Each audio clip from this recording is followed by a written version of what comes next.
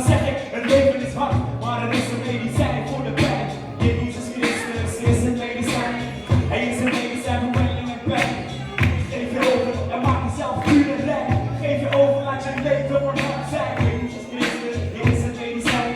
Hij is een medicijn voor kwelling en pijn. Maar geef je over en maak jezelf puur en rein. Geef je over, laat je leven voor hard zijn. Het klinkt misschien stom, het klinkt misschien raar, maar ik wil je verzekeren, het is echt waar. Ik zat aan de sigaretten, verkeerde